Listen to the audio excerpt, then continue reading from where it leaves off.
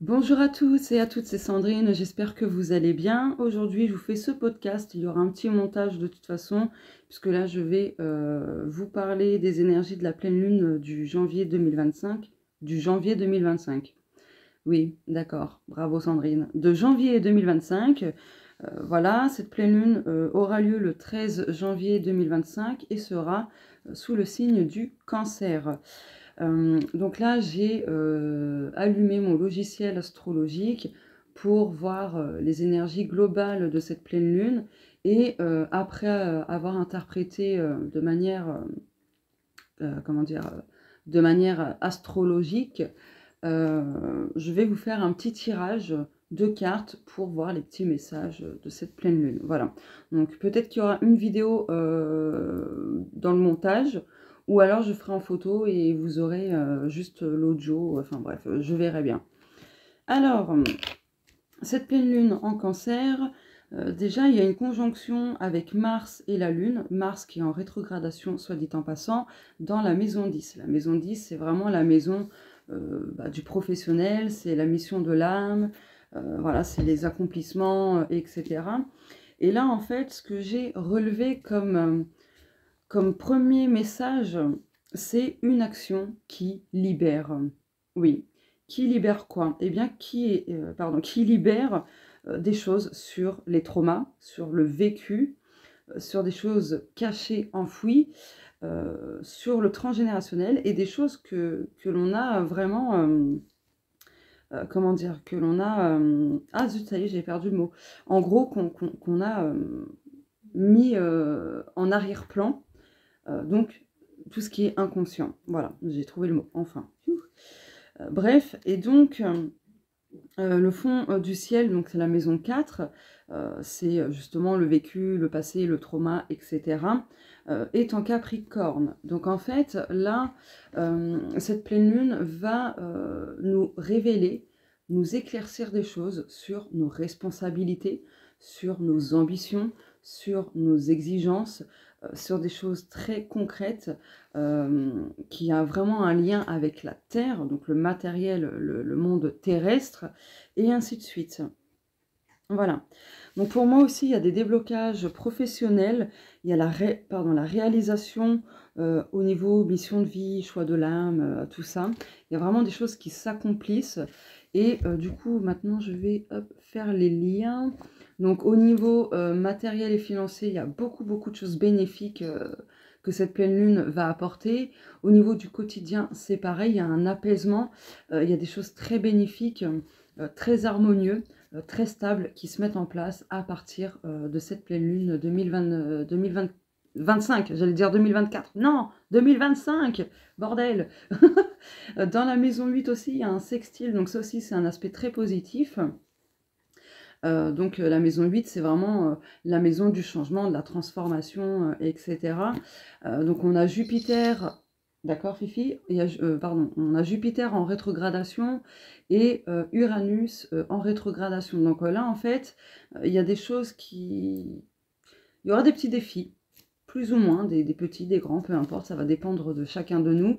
Mais il y a des choses où on va devoir en fait changer complètement. Renoncer à certaines choses. Du coup, je vais refaire le lien. Voilà, des choses qui ne nous mettent pas en joie, qui ne nous permettent pas d'évoluer, etc. Donc, il y a un aspect d'opposition avec la maison 2. Donc, tout ce qui n'est plus en accord avec nos valeurs, tout ce qui impacte les finances, par exemple, les projets sur le plan matériel, etc. Il va y avoir des choses à renoncer, à modifier, à remodeler, et ainsi de suite, quoi. Donc, il y aura quelques petits bouleversements, mais ces bouleversements, en fait, pour moi, sont quand même positifs, parce que un aspect d'opposition, c'est certes l'opposé, mais c'est très complémentaire, vous voyez. Donc, voilà.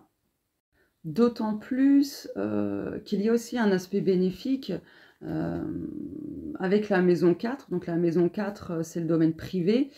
Ça touche tout ce qui est famille, monde intérieur, les liens transgénérationnels, le vécu, etc.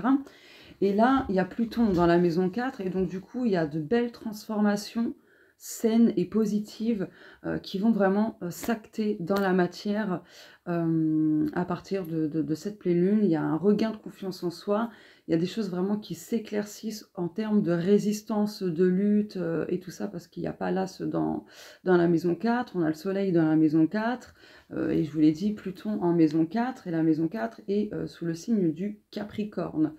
Donc voilà, donc il y a beaucoup de révélations en fait sur peut-être des comportements que l'on a, et du coup vous allez peut-être prendre conscience que les comportements, les réactions, les choses que vous ressentez intérieurement, c'est en lien avec le subconscient. Tout ce qui était dans l'inconscient, enfin tout, il y a une bonne partie qui était dans l'inconscient qui va en douceur, bien sûr, de manière saine, équilibrée et tout ce qu'on veut, va se révéler en conscience. Donc de l'inconscient, on passe à la conscience. Voilà, donc il y a des aspects de nos vies qui vont être ainsi, se révéler un soir. Alors ensuite, donc je ne vais pas tout interpréter parce que je veux vraiment vous parler pour moi des messages indispensables. Pour moi, c'est essentiel de prendre uniquement ce qui est important. Après, les petits détails et tout ça, on met de côté, même si personnellement j'accorde beaucoup d'importance aux détails, puisque les détails font beaucoup de choses, mais là, pour cette fois, je laisse les détails de côté. Alors, sur le plan émotionnel, c'est doux, c'est plutôt doux. Alors, c'est plutôt doux, aïe, je me suis cognée, pardon. C'est plutôt doux, c'est harmonieux, mais il y aura quand même un aspect de tension au niveau émotionnel. Voilà. Cet aspect de tension, donc c'est un carré, il y a un carré avec la maison 8 et la maison 5, donc la maison 5 concerne vraiment les émotions, nos limites, nos besoins, et ainsi de suite, nos projets aussi. Donc par rapport à tout ça, il va y avoir des petites tensions, et justement, il va falloir mettre en place des choses, des changements, vous voyez, pour la réussite. Voilà, parce que là, il y a un carré avec Vénus, Saturne et Jupiter. Du coup, il y a un besoin de changer des choses. Vraiment de changer des choses, d'arrêter d'être dans la retenue, d'arrêter de se limiter, quel que soit le domaine ou les domaines concernés. Il y a un besoin d'arrêter de se limiter, voilà, de se retenir. Il y a un besoin, en fait, de se révéler. Donc, il y a vraiment cette notion de se révéler, vous voyez. Aussi, ce qui a besoin d'être modifié, changé, etc., c'est, comment dire, j'ai perdu le fil, de structurer de toutes nouvelles choses sur le ou les domaines concernés, de modifier en fait ce qui a besoin d'être modifié. Donc il y aura une petite tension là-dessus, au niveau émotionnel, au niveau, voilà, comment dire, au niveau des projets et ainsi de suite. Il y aura quelques tensions, mais ça va bien se passer. Ne vous en faites pas, ce sera vraiment très très passager. Vraiment très très passager. Ça va pas durer longtemps, hein. Peut-être quelques minutes, quelques heures, ou peut-être 2-3 jours max.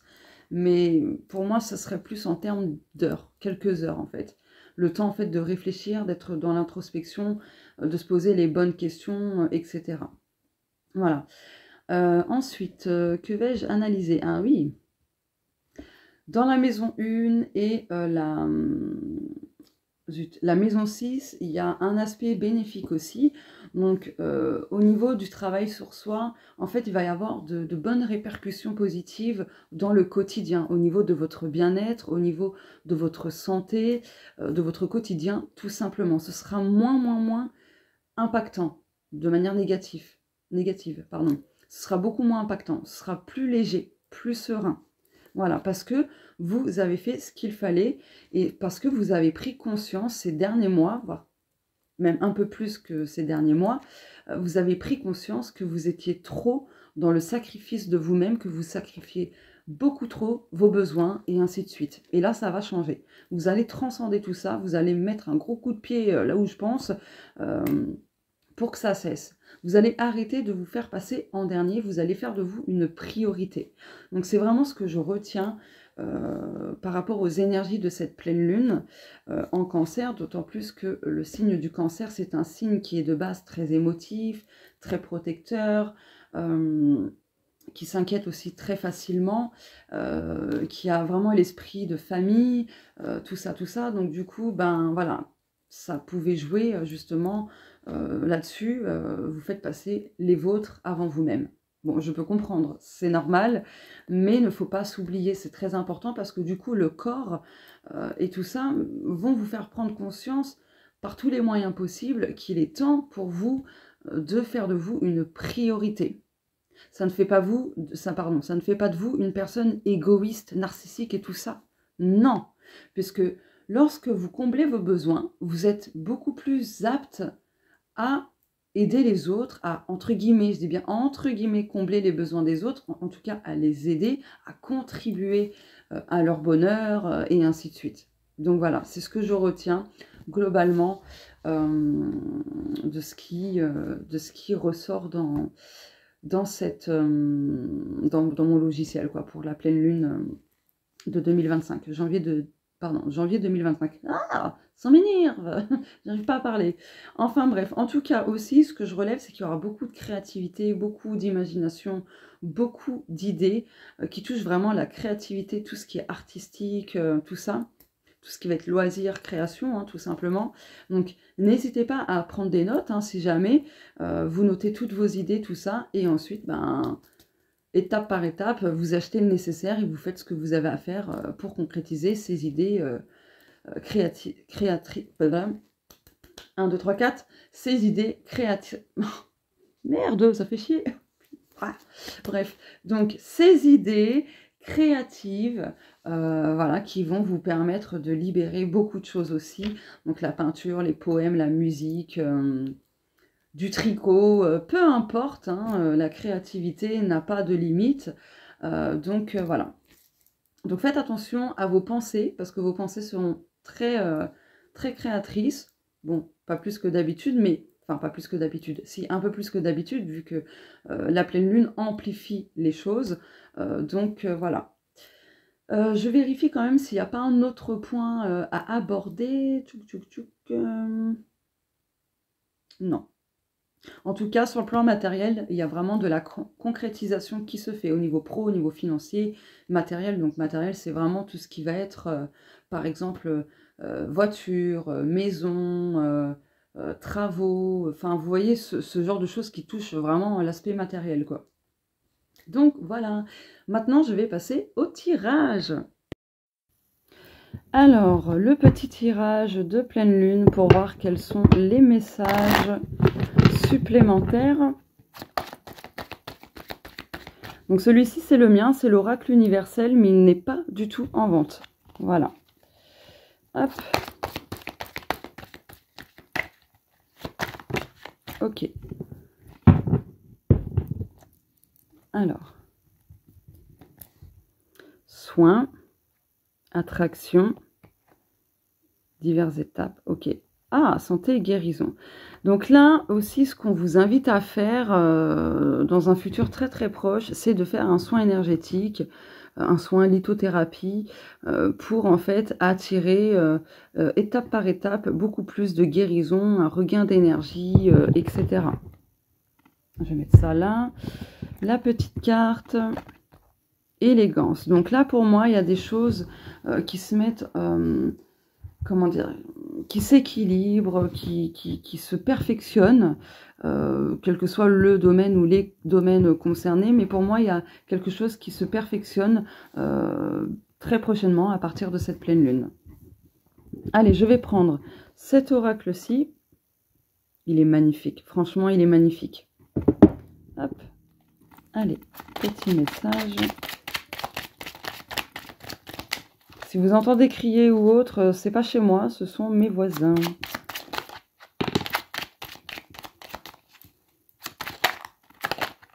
Ok. Hop là. Oula, pardon pour vos oreilles. Lion, tourne-toi vers le soleil et l'ombre sera derrière toi. La lumière du lion divinise la matière. Je me connecte à mon moi lumineux pour faire danser la flamme du lion dans mon cœur. Elle déploie mon rayonnement magnétique et voilà que tout s'éclaire et vient facilement à moi. Donc il y a un lien avec la loi de l'attraction. Hein. La réponse est le positif vient à toi. Oh, c'est génial. C'est génial. Hop là. Balance. Trouve le juste équilibre. La balance incarne l'ordre, la paix et l'harmonie. Je respire et je me stabilise afin de choisir et de vivre ce qu'il y a de plus doux et juste au-delà de mes attentes. J'accepte de renoncer pour avancer. C'est exactement ce que je vous ai dit, qu'il y avait besoin de renoncer à certaines choses, etc. La réponse est priorise ta tranquillité. Mais j'adore parce que c'est exactement, en fait, ça résume parfaitement ce que je vous disais juste avant. Deuxième message. Le ciel vit et rêve sans peur. Le ciel étoilé est une invitation au voyage au-delà du connu, aux frontières de l'invisible. Je cesse d'utiliser mon énergie à m'inquiéter. Je l'utilise pour croire, créer et être en joie, m'épanouir, vibrer, aimer et manifester mes rêves. La réponse est, c'est une évidence. Vous voyez, encore une fois, c'est ce que je vous disais, parce que la pleine lune en cancer, le cancer, c'est un signe qui a tendance à facilement s'inquiéter, etc.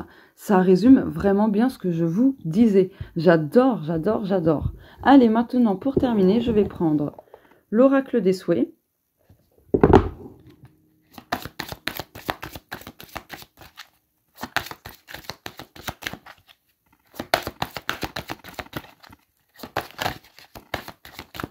Je vais laisser la carte tomber d'elle-même, si ça veut bien. Sinon, bah, je choisirai. Hein. Je vais faire comme ça. Ça y est. Dos de deck.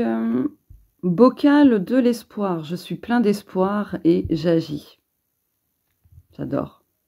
La maison de fées, la magie est partout. Regardez comme c'est beau. C'est magnifique. Oh, bateau de souhait. Je me réjouis de relever de nouveaux défis. Donc, je vous disais hein, tout à l'heure qu'il y aurait quelques petits défis. Donc là, ça confirme encore une fois. Le bateau, ça bouge en fait. Les choses vont bouger, vont avancer. Voilà, et ça va avancer vers la réalisation de vos souhaits. Donc, n'hésitez pas à reformuler vos souhaits de manière plus saine, plus positive et au présent pour faire comme si que c'était déjà là. J'ai vu 4 minutes 44 d'enregistrement dans cette vidéo. Bref, du coup, voilà, les choses vont avancer, vont bouger. Là, il y a une feuille. Pour moi, la feuille, ça me fait penser au lâcher-prise aussi. Donc, émettez vos souhaits, vos demandes à l'univers et puis lâchez prise, tout simplement. Voilà, voilà. Je vais quand même... oh, je vous lis le petit... Ouais, je vais vous lire le petit message. Alors, 21... Trouve une grande feuille verte et écris-y tes souhaits. Enroule la tige vers l'arrière de la feuille en faisant un petit trou pour faire une voile. Fais naviguer ton bateau dans un étang, à la plage ou dans ta baignoire. Ou dans une bassine, hein. Une grande bassine. Il peut être difficile de le faire flotter sur de l'eau agitée, alors sois patient. Dis ton souhait, puis accepte mon vœu, nanani, nanana. Donc voilà, je vous... Attendez, la mise au point. Voilà, faites une petite capture d'écran. Comme ça, vous pourrez le faire. Voilà. Donc, voilà pour les énergies de la pleine lune qui auront lieu le 13 janvier 2025. Donc voilà, si ça vous a parlé, n'hésitez pas à m'écrire un petit commentaire, ça fait toujours plaisir. Hein. Après, c'est pas une obligation, mais en tout cas, je vous invite quand même à le faire. Aussi, je tiens à ajouter les madames je sais tout, les madames astrologues et compagnie. C'est pas la peine d'être condescendante avec moi. J'ai interprété comme bon me semble. Donc voilà, ça sert à rien de me dire telle ou telle chose parce que je m'en fiche. Et votre avis, je ne vous l'ai pas demandé. Voilà, chaque personne interprète selon sa façon, d'autant plus que je respecte totalement les bases d'interprétation par rapport à ça, à l'astrologie, etc. Donc, c'est pas la peine de venir me faire vos leçons de morale parce que ça rentrera d'une oreille et ça sortira de l'autre. Voilà. Sur ce, pour les personnes qui me découvrent, n'hésitez pas à vous abonner en activant la petite cloche pour ne rien manquer et être informé vraiment dès que je sors un nouveau podcast, une nouvelle vidéo de guidance, etc. Voilà, pour les abonnés, ben, n'hésitez pas, pardon, à liker, commenter, partager. Bref, le speech habituel. Bien sûr, là aussi, c'est une invitation, pas une obligation. Voilà, mais ça permet en fait d'avoir un peu plus de visibilité et du coup que ça impacte d'autres personnes, tout simplement pour que d'autres personnes puissent recevoir aussi ce type de message. Voilà, je vous fais de gros bisous et on se dit à très bientôt. Au revoir.